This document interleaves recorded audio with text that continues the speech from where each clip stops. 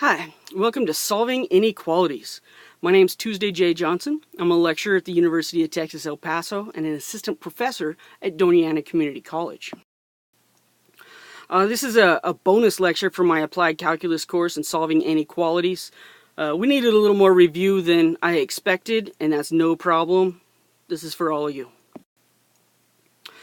A special shout out actually to Pat McKeague and the crew at XYZ. I used their intermediate algebra book to grab some of these how-tos. Great set there. Go to mathtv.com for some great instructional videos by both professors and students. They have both English and Spanish. mathtv.com, brought to you by Pat McKeague and the XYZ team. So thanks. I used their book in one of my classes, and I love these how-tos.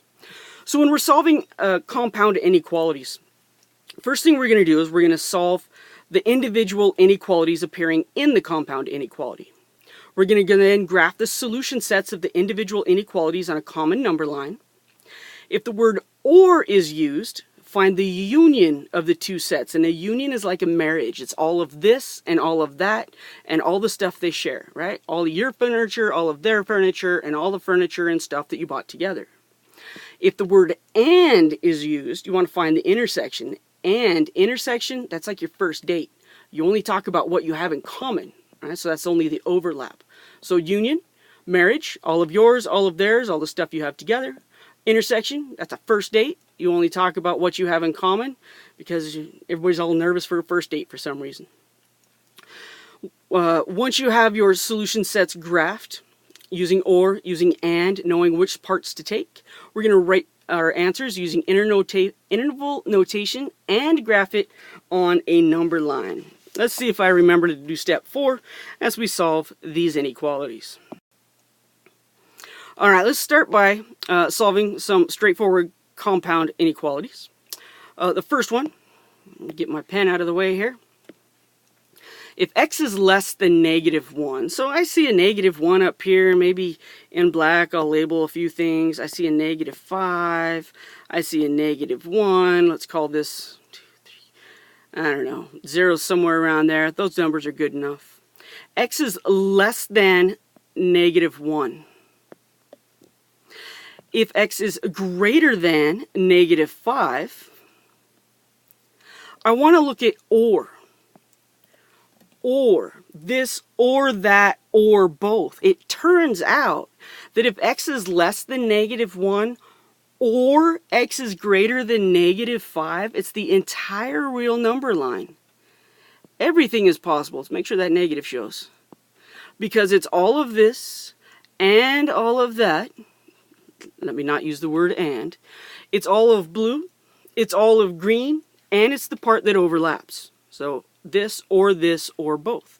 So our answer in this case is all real numbers. As we're solving, 3x plus 4 is greater than 13. I'm going to subtract 4 from both sides.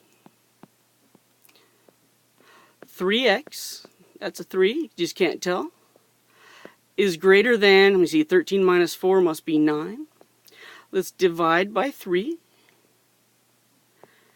X is greater than 3. And I'm going to leave it there. I'm not going to label my number line yet because I'm not really sure where I should put that 3. So let's solve the other one. Let's add 2 to both sides. We have 6x is greater than or equal to -6. When I divide by 6, I get x is greater than or equal to -1. Well, I have a -1 and I have a +3. I don't care where they are, they're good enough. X is greater than 3, so that's here. X is greater than or equal to -1. Greater than or equal, that's going to be all of this. But remember, we have an OR. Because it's an OR, we'll take all of the blue, or all of the green, or what they have in common. So it turns out that our solution set is -1 all the way to infinity, because the green overtakes the blue and it's included in there. Let's do another one. 7y minus 5 is less than or equal to negative 2, or 7y minus 5 is greater than or equal to positive 2. So I will figure out what color I'm using here. I'm going to add 5 to both sides. 7y is less than or equal to 3. Y is less than or equal to 3/7. Ooh, fractions. Don't get scared. They're just fractions. Over here, if we add 5 to both sides, we have 7y is greater than or equal to 7. And when I divide both sides by 7, I get y is greater than or equal to 1. Now I know that 1 is maybe over here. And I'm greater than or equal to 1, so there I go. And I know that 3/7 is maybe here. And I'm less than or equal to 3/7. So to write my answer, I'm going to take all of the blue one, negative infinity to 3/7. Or, and I'm going to put maybe a union symbol here because that's exactly what it means, from 1 to infinity. And that whole part in red at the bottom will be my answer. And we'll make it a nice little union symbol. There we go. Looks a little better. Not much. Alright, next. And. So, x is less than negative 4. So here's negative 4. Less than negative 4. X is less than 5. So maybe 5 is over here. X is less than 5. But, and is the overlap. Remember, that's like that first date. That's what you have in common. That's all you talk about on the first date. So this is just what they have in common. So that's from the negative infinity all the way up to negative 4. None of this part in green is in common at all right here. The only part they overlap is at negative 4 and to the left. So we solve. Add 5. Let's pretend that I actually wrote a 5 there. There we go. 2x is less than or equal to 4. Divide by 2. X is less than or equal to 2. I'm going to let that stay for a minute.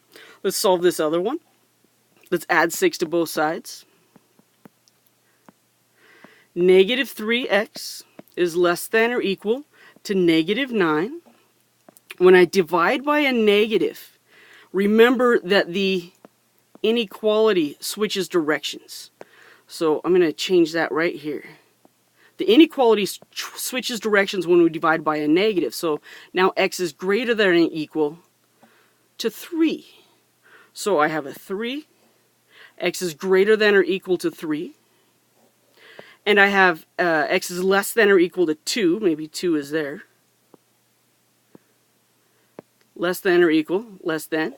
Notice also, see the point in your inequality, less than or equal to, your arrow goes to the left. Your greater than or equal to, the point on the greater than or equal to, it shows you that you're shading to the right. So the points on the inequalities will be the same as the arrows when you're shading. That's one way to keep in mind which direction you should go. But we have an and. And means overlap. There's no overlap. This one has no solution. There is no place that these two number lines overlap, and so there's no solution to the compound inequality. Sometimes compound inequalities will come in 3 parts.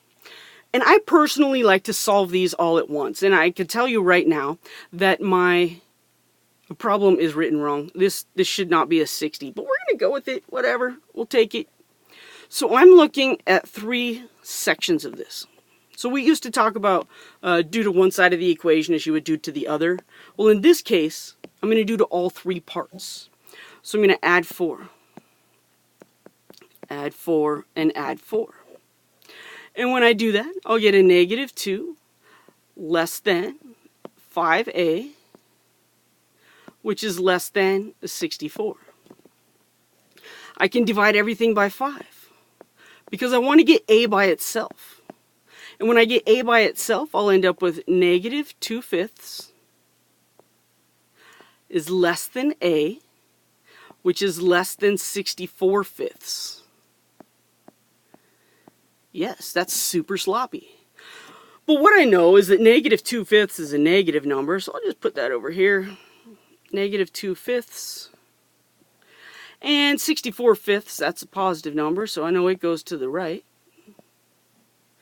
And what this is saying, literally, is that a is in between these two values. There's no equal to's. It is showing us literally that a is in between there, so our answer is negative 2/5 to 64/5. That would be the interval in which a is a solution for this particular compound inequality. We also have absolute value inequalities. Absolute value inequalities, we have two options. Suppose we have an algebraic expression a and a positive constant b. Again, these are from XYZ and the team with Pat McKeague. If absolute value of a is less than b, then it must be that a is between negative b and b. Literally, a is between negative b and b. The same holds for an or equal to. We would just have or equal to's here. However, if the absolute value of a is greater than b, it turns into an or. The between, that's a fancy way of saying and. It's between this and this. Or when we have absolute value is greater than. So, how are we going to do this? We're going to isolate the absolute value on one side of the inequality. If the constant term on the other side of the inequality is positive, we'll move on. If it's 0 or negative, special case. We're going to use the properties of absolute value inequalities to rewrite an equivalent expression that does not involve absolute values, solve, and continue what we've been doing. So, 2x minus 4 is less than 8 becomes negative 8 is less than 2x minus 4, which is less than 8. And once again, I'll solve this by adding 4 in all three locations, to the right, in the middle, and on the left. Negative 8 plus 4 is negative 4, is less than 2x, which is less than, that's a less than, not a z. Oh, let's undo a couple of those things here.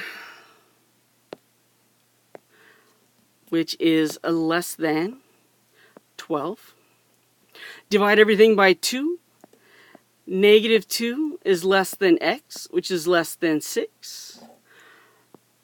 Negative 2 to 6.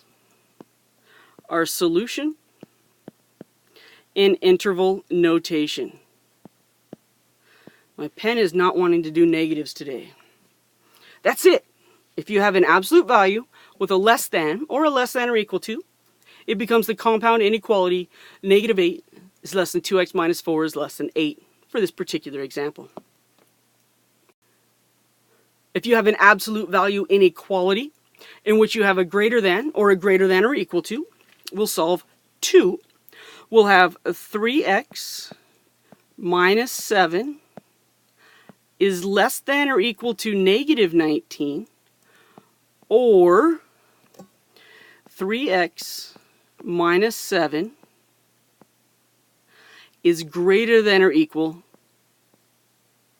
to positive 19. So one of them is just the standard equation that we're given. Absolute value of 3x minus 17 is greater than or equal to 19. Think of it as the equation. Absolute value equations, we have the option of plus or minus. The only difference is it's outside. It's further than 19, so it has to be less than the negative 19. And when we solve this, we'll solve the first one by adding 7. If I add 7 to both sides, I'll have a negative 12. Divide by 3. X is less than or equal to negative 4. And If I add 7 to my second inequality, I'll have a 3x is greater than or equal to 26. Divide by 3. X is greater than or equal to 26 thirds. So 26 thirds, let's call that 26 thirds here. Greater than or equal to. Alright. -4, that goes there really well. Less than or equal to. Remember the arrow on the inequality tells you the arrow direction. So my solution would be -infinity to -4 bracket, or, so unioned with, 26 thirds to infinity. Ugly, but accurate. Let's move on. Quadratic and rational inequalities are probably the most important when it comes to calculus. So we'll see a lot of this throughout the semester. Here's a little intro to get it started. To solve a quadratic inequality, we're going to rewrite the inequality as to compare it to 0. Just like we do for the quadratic formula, we're always going to have ax squared plus bx plus c, and then we'll have inequalities comparing it to 0. We'll then solve the related quadratic equation, either through factoring or the quadratic formula, and then we'll use what's called a sign chart to determine regions of inequality. I'll show you an example of that. But at the same time, solve rational inequalities, essentially the same thing. We're going to rewrite the inequality as to compare it to 0. So I want a single rational expression compared to 0. We're going to solve by setting the numerator equal to 0 and the denominator equal to 0, and then use a sign chart like we did for the quadratics in order to determine the regions of inequality. Let's take a look. Here's an example of a polynomial inequality. It's not necessarily quadratic, but it's the same idea. Notice that if this were an equation, and not an inequality, that this factor would give us x equals 2. This middle factor would give us x equals 3. And this last factor would give us x equals -4. So what I'm going to do is I'm going to divide up my number line from -infinity to -4, from -4 to 2, from 2 to 3, and from 3 to infinity. So all I've done is I've taken out the points 2, 3, and -4, but appropriately in order. So what I want to do is I want to look at this factor x minus 2. I want to make my pen do exactly what I want it to do. So x minus 2. If I use a number from -infinity to -4 and I put it in x minus 2, that will be negative.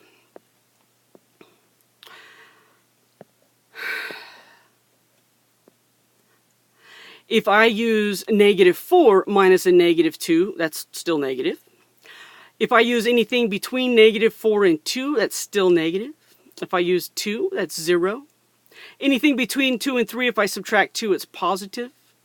If I use 3, it's positive, and anything between 3 and infinity will also be a positive. I'm going to put these -4, 2, and 3 are zeros right there. Now, if I look at my next factor is x minus 3.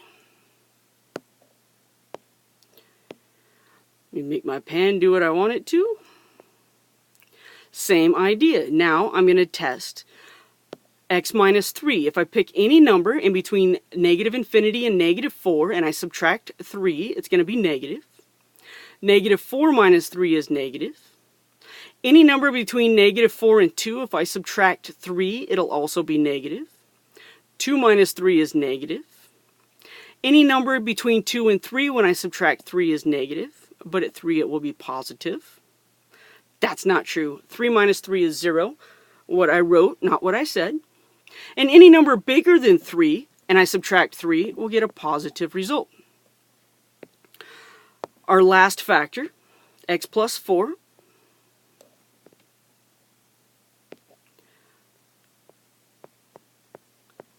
we'll have this sign pattern. We'll have any number that is less than -4. When I add 4 to it, it'll still be negative. -4 plus 4 is 0. Any number bigger than -4, when I add 4, is going to be positive. So all these regions are positive. And this happens quite frequently. When you have a linear factor, it'll be negative on one side and positive on the other with our 0 thrown in. So now what we want to do is I'm going to label my number line down here with -4, 2, and 3. Not necessarily to scale, just getting the basic idea. And I want to multiply. All right, I'm multiplying all 3 of these together, and I want to find positive or 0. So multiply 3 negatives, the result is negative. Negative times 0 gives me a 0. 2 negatives and a positive will give me a positive. 0 times a negative times a positive gives me a 0. Between 2 and 3, I have positive times a negative times a positive, so that's a negative. And 3 will give me a 0. Anything bigger than 3, positive times a positive times a positive, gives me a positive result. So what am I looking for? I'm looking for this region up until 0. So there we go. From -4 to 2, that's a good one. And 3 on up, I'm going to have greater than or equal to 0. And so if I do this correctly, let me throw some square brackets on here. I have my intervals. Boy, that's ugly, but it is correct. -4 to 2, unioned with the 3 to infinity. There we go. 5 minutes on that problem. I swear it doesn't take that long in general, and it will look prettier in the future. Last example. If we're solving 5x over x plus 1 minus 3 over x plus 1 is less than 0, I want to find where the left side is negative. The first thing I'll do is combine, and I will get 5x. I will get 5x minus 3 over x plus 1 is less than 0. They already had a common denominator, so it's fairly straightforward to check. Now, the numerator is 0 when x equals 3/5. The denominator is 0 when x equals a -1. So I'm going to put a -1 on my number line, and I'm going to put a 3/5 on my number line. Now the 3/5, that's where the numerator is 0. But remember, where the denominator is 0, we're undefined. So I'm going to use a u for undefined, because we can't actually use that value. Now we have 3 test regions. A test region here, test region between, and a test region at the end. So I'm going to look at 5x minus 3. 5x minus 3 is 0 here at 3/5. For any number to the left, let's use 0. 0 minus 3 is negative. So negative here, and positive to the right for 5/3. Excuse me, for the numerator. For the denominator, x plus 1, we know we have a 0 here, but we're going to call that undefined. Any number to the left of -1, let's call it -2. -2 plus 1 is going to be negative. Anything to the right will be positive. And I'm dividing. A negative divided by a negative is a positive result. Negative divided by a positive is negative, and a positive divided by a positive is positive. What do we want? We want where it's less than 0. We want this interval right here, just the negative part. So my solution would be from -1 to 3/5. This particular fraction, this rational expression, will be negative. That's it for solving inequalities. Hope this helps my students with their homework. It's actually due tonight, so I'll get this uploaded right away. And we'll see more of this, so don't worry. As we go along, you will see many, many more of these sign charts. Thanks for listening.